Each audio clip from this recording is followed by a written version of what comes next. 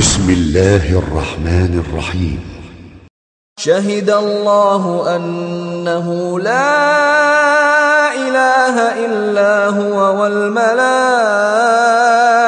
وأولو العلم قائما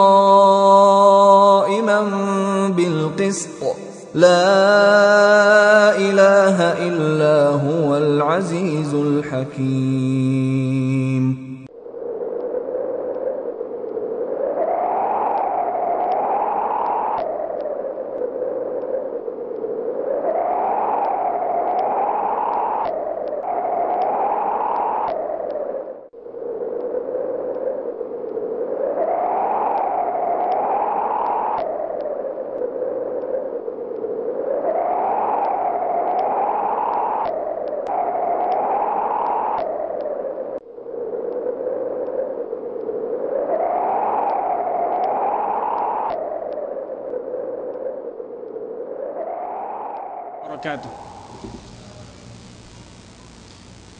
Innal hamdalillah nahmaduhu wa nasta'inuhu wa nastaghfiruh wa na'udzu billahi min shururi anfusina wa sayyiati a'malina may yahdihillahu fala mudilla lahu wa may yudlil fala hadiya lahu ashhadu an la ilaha illallah wahdahu la syarika lahu wa ashhadu anna Muhammadan abduhu wa rasuluh la nabiyya ba'dah sallallahu alaihi wa ala alihi wa ashabihi wa man istanna bi sunnatihi ila yaumiddin amma ba'd. Ikhwani fid din, azakumullahu jami'an. Marilah kita panjatkan puji dan syukur kepada Allah Subhanahu wa taala atas berkat rahmat, hidayah, taufik dan kemudahan yang Allah limpahkan kepada kita.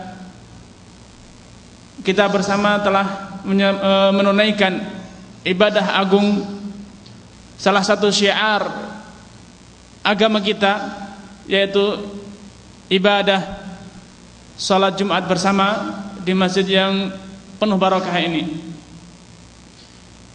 Kemudian yang kedua, nikmat yang tidak kalah penting adalah dijadikannya kita termasuk orang-orang yang melangkahkan kakinya untuk menuntut ilmu, mendengarkan ayat-ayat Al-Quran, mengkaji ayat-ayat Al-Quran dan hadis-hadis Rasulullah SAW. Sebagaimana yang telah disampaikan oleh saudara pembawa acara tadi, di antara keutamaan seorang yang menuntut ilmu adalah dia dimudahkan untuk menempuh jalan menuju kepada surga. Man salaka tariqan yaltamisu fihi ilman. Barang siapa yang menempuh suatu perjalanan bukan karena perniagaan, bukan karena kepentingan, bukan karena kekerabatan, bukan karena persaudaraan satu negara atau yang lain, tidak, akan tapi karena yaltamisu fihi ilman, karena dalam rangka mencari ilmu. Iltimas itu artinya dalam bahasa Arab mencari ilmu.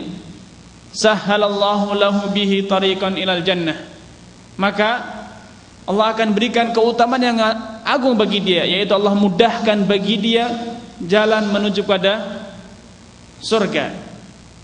Oleh karena itu, ini kenikmatan yang mungkin kurang kita sadari dan banyak dilalaikan oleh umat Islam.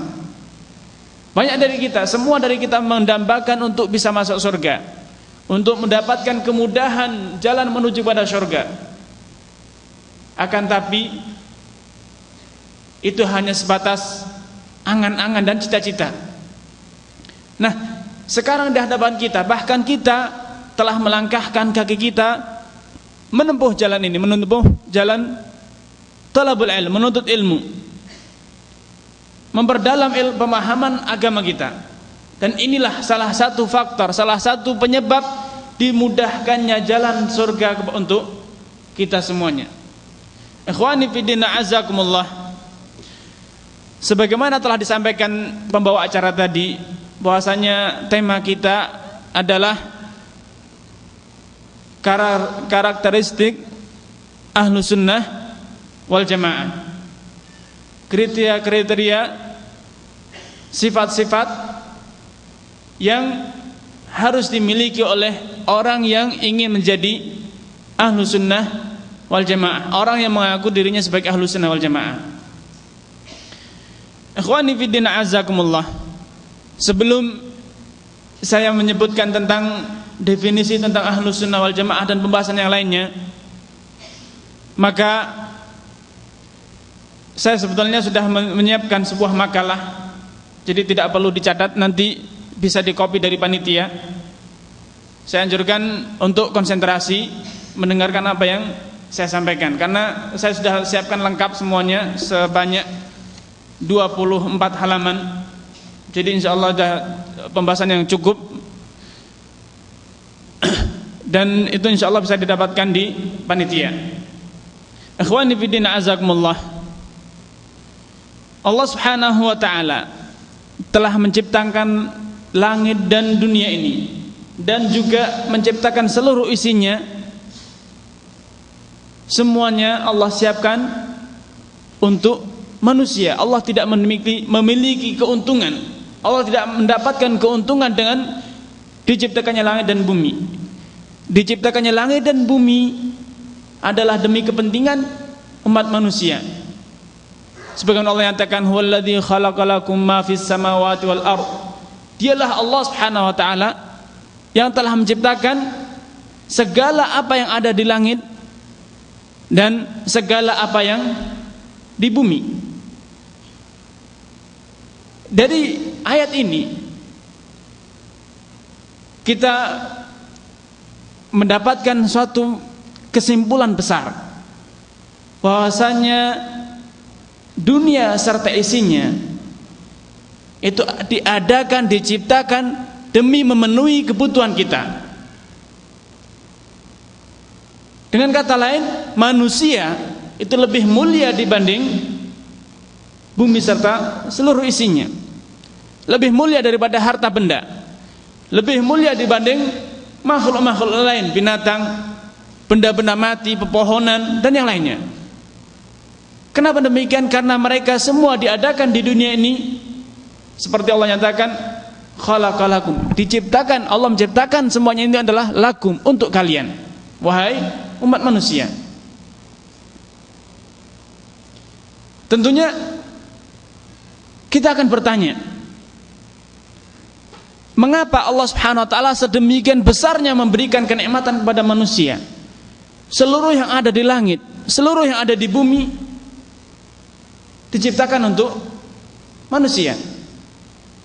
Inilah sebuah pertanyaan yang seyogianya dilemparkan oleh kita masing-masing kepada hatinya.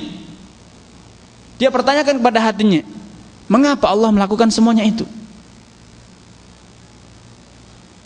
Ternyata jawabannya hanya ada satu, tidak ada jawaban lain, yaitu karena Allah Subhanahu wa taala menginginkan agar manusia ini berbakti, beribadah hanya kepada Allah Subhanahu wa taala, bukan kepada sesama makhluk, bukan kepada sesama benda, kepada benda mati, senjata, ajimat atau yang lainnya, tidak. Bahkan mereka semua diciptakan untuk kita, untuk memperlancar, mendukung pelaksanaan tugas kita, kewajiban kita yang utama di dunia ini, yaitu beribadah hanya kepada Allah Subhanahu wa ta'ala. Wa ma khalaqtul jinna wal insa illa liya'budun. Tidaklah aku ciptakan jin dan manusia kecuali agar mereka semua beribadah hanya kepadaku. Inilah tugas manusia. Nah, Allah Subhanahu wa taala semenjak pertama kali menciptakan manusia pertama, yaitu Nabiullah Adam alaihi salatu wassalam, Allah telah mewajibkan tugas ini. Allah telah kabarkan, telah beritahukan kepada Nabi Adam alaihi salam bahwasanya tugas dia di dunia ini adalah ini, yaitu hanya memurnikan ibadah apapun wujudnya